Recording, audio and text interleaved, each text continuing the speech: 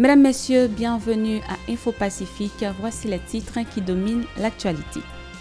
Le collectif 30 janvier appelle au respect de l'accord politique signé le 3 avril dernier et exhorte les membres du Conseil présidentiel de transition à maintenir Edgar Leblanc-Fils en tant que coordonnateur de la structure pendant toute la transition. Les membres du Conseil présidentiel de transition ont tous signé la résolution visant à diriger le Conseil présidentiel par la méthode de présidence tournante. Le Conseil présidentiel de transition reçoit les pièces des candidats au poste de Premier ministre à partir du 13 au 17 mai 2024 à la Villa d'accueil. Des institutions scolaires de la région métropolitaine rouvrent timidement leurs portes après avoir été contraintes de les fermer depuis le mois de février dernier. Fritz Alphonse Jean félicite la police nationale d'Haïti pour avoir repris le contrôle du commissariat de Gressier suite à l'attaque des gangs armés samedi. La Fondation Zami Timoun dénonce la déportation arbitraire de 200 enfants à Belader par la République dominicaine à l'absence de leurs parents au cours des 4 premiers mois de l'année 2024. Elles appellent les autorités concernées de prendre leurs responsabilités à l'endroit de ces enfants en difficulté. Mesdames, Messieurs, restez branchés, les détails c'est tout de suite. Merci de votre fidélité, mesdames, messieurs. Voici les détails de ce journal. Le collectif 30 janvier a adressé une lettre lundi au Conseil présidentiel de transition lui demandant de respecter l'accord politique signé en date du 3 avril. D'après le collectif, leurs représentants choisis suite à un consensus trouvé entre 4 et 7 membres votants doit assurer la coordination du CPT pendant toute la transition. Les membres du Conseil présidentiel de transition ont tous signé la résolution visant à diriger le Conseil présidentiel de transition par la méthode de présidence tournante. En ce sens, Edgar Leblanc-Fils est le premier président du Conseil avec un mandat de 6 mois débutant du 7 mai pour prendre fin le 7 octobre 2024. Smith Augustin le succédera à partir du 7 octobre 2024 jusqu'au 7 mars 2025. Il sera suivi de Leslie Voltaire du 7 mars au 7 août 2025. En dernier lieu, Louis-Gérald Gilles aura à présider le Conseil du 7 août 2025 au 7 février 2026. Toutefois, cette résolution a également précisé qu'à défaut de consensus, toutes les grandes décisions du Conseil seront prises par une majorité absolue de 5 membres sur 7.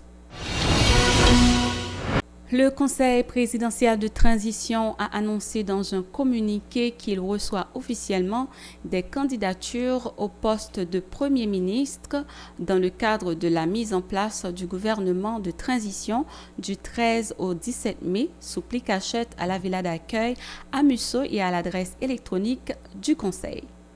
Cette annonce concerne les parties prenantes ainsi que les autres groupes adhérents à l'accord politique du 3 avril 2024.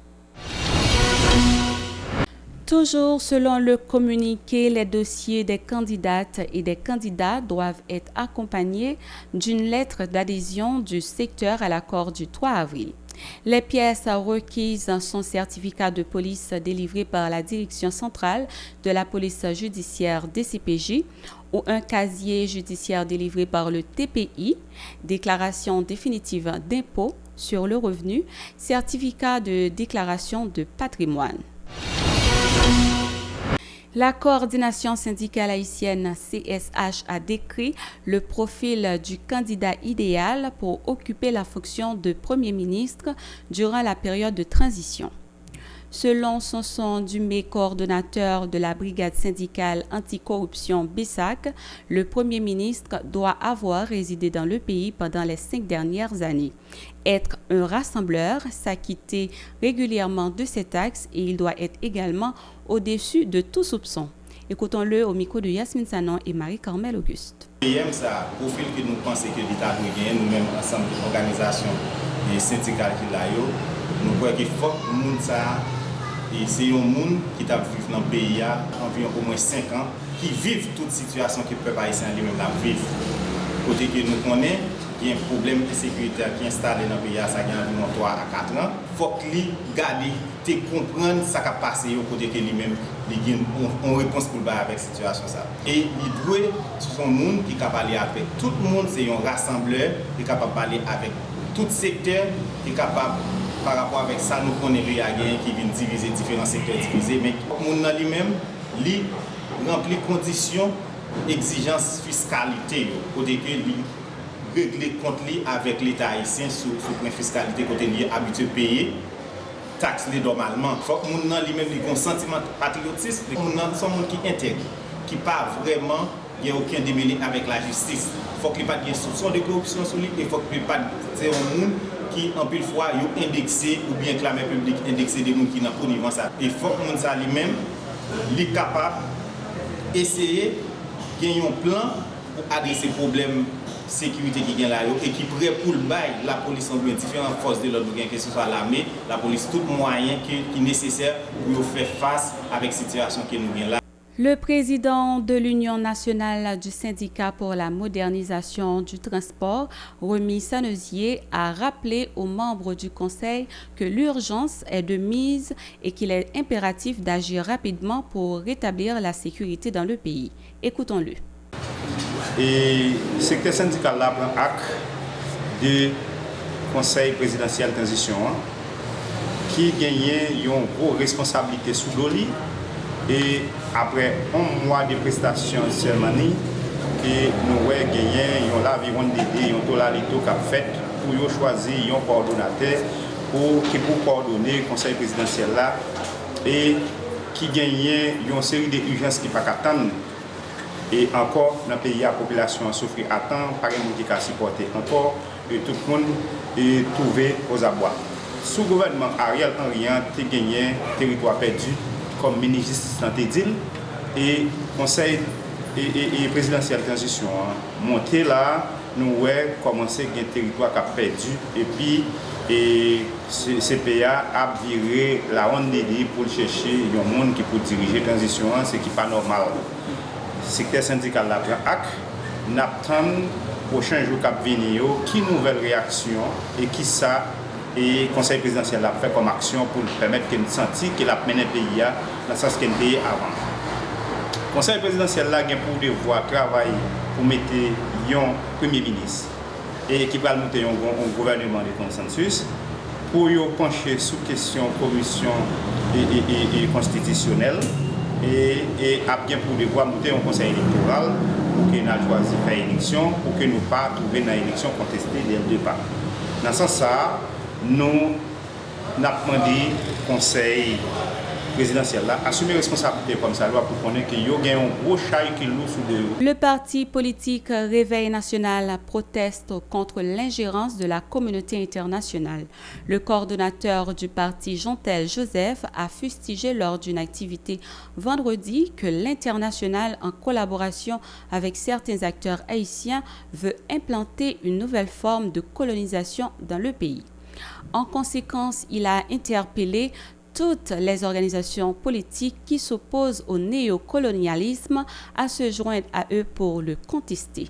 Suivons-le au micro de Yasmine Sanon et Franz Michael Stevens. Je dis, Réveil national pour souveraineté pays, organiser événement ça pour lancer un front de refus contre l'occupation, contre les abatteries, pour nous dire que Haïti est le monde là-dedans. Est-ce que nous sommes fiers comme Haïtiens pour ce CARICOM qui a décidé pour nous dire ça? Est-ce que nous sommes fiers pour nous, les leaders politiques, nous avons servi au CARICOM?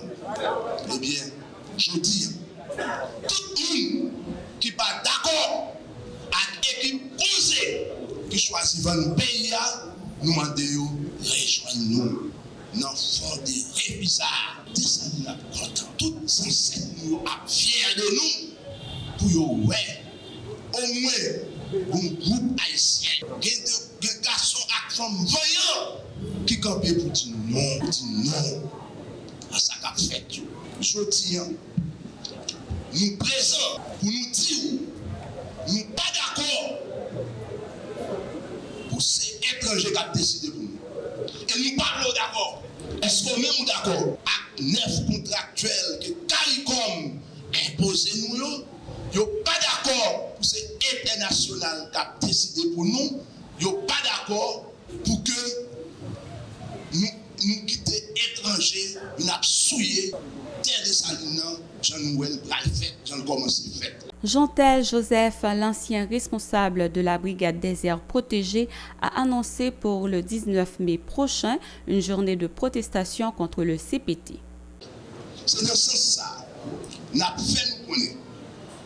Jour 19 mai 2024, là, à travers le monde, dans tout État qui gagne aux États-Unis, en France, au Canada, et dans plusieurs autres pays sous la terre où des haïtiens, à Congo levé campé général contre pour cette tête-là, contre l'occupation, pour dire oui à la révolution, oui avec Haïti, contre ces haïtiens qui ont décidé pour nous. Et jour 19 ça, réveil là lui-même, l'a organisé une journée de réflexion. Une journée de réflexion. Côté nous allons chita, nous allons brasser l'idée, nous allons proposer et que nous avons défini un calendrier d'action pour mettre fin à les conseils dans le pays. La police nationale d'Haïti a repris dimanche le contrôle du commissariat de Gressier à la suite des attaques perpétrées par des bandits armés contre la commune dès la nuit du vendredi 10 mai. Ces assaillants, lors de l'assaut, ont incendié des véhicules appartenant à l'institution policière. En revanche, Fritz Alphonse Jean, un membre du CPT, a publié sur son compte Twitter lundi des propos de félicitations à la PNH pour avoir récupéré le commissariat de Gressier. Il a déclaré que la priorité du Conseil présidentiel est de garantir la sécurité des vies et des biens des citoyens. L'ambassadeur américain Denis Hankins a remis samedi à l'aéroport Toussaint-Louverture au directeur général de la police nationale Franz Elbé un lot de matériel, notamment des blindés promis dans le cadre du projet de renforcement de la capacité opérationnelle de la PNH. Les funérailles des 10 personnes décédées lors du glissement de terrain de la localité de Laborie, située à l'entrée sud de la ville du Cap-Haïtien, ont été chantées le samedi 11 mai 2024 de la paroisse du Sacré-Cœur en présence de la mairesse par intérim Yves Rosepierre, ainsi que d'autres personnalités publiques. C'est l'État central qui a pris en charge la cérémonie funéraire de ces personnes décédées de façon tragique le 2 mai 2024.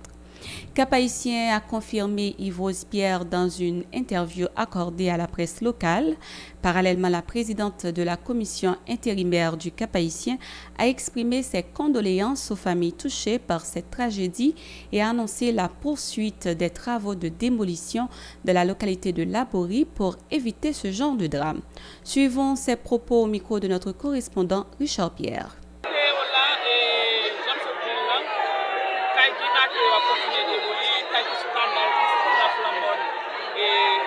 Le gouvernement pour bon matériel parce que bien même pas doté de matériel, c'est DPTC qui l'a pour bon matériel, automatiquement l'appareil au point, travail, et puis pour le ministère de l'Environnement lui-même avec l'agriculture, récupérer l'espace en façon pour nous pas retourner construire même côté. Bon, nous avons dit funérailles organisé par le biais de l'État central qui fait entièrement fait. Nous pas dire nous pas l'accompagner famille parce que nous pas accompagnement nous devons nous là déjà.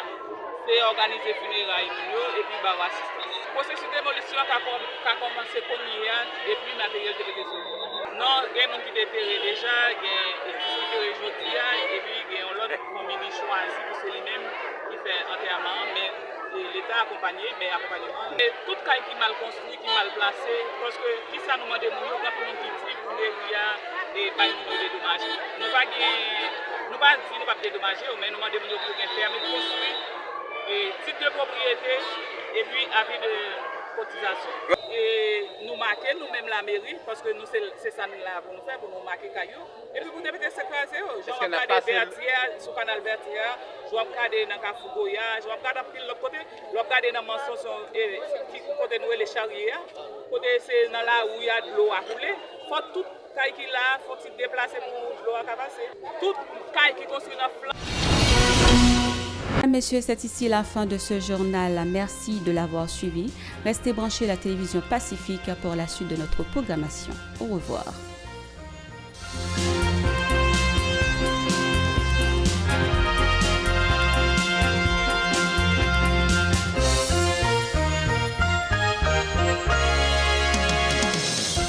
Si vous jugez que cette vidéo est intéressante, n'hésitez pas à liker et partager la vidéo. Et surtout, n'oubliez pas de vous abonner à cette chaîne et activer la cloche de notification pour ne pas louper aucune de nos vidéos.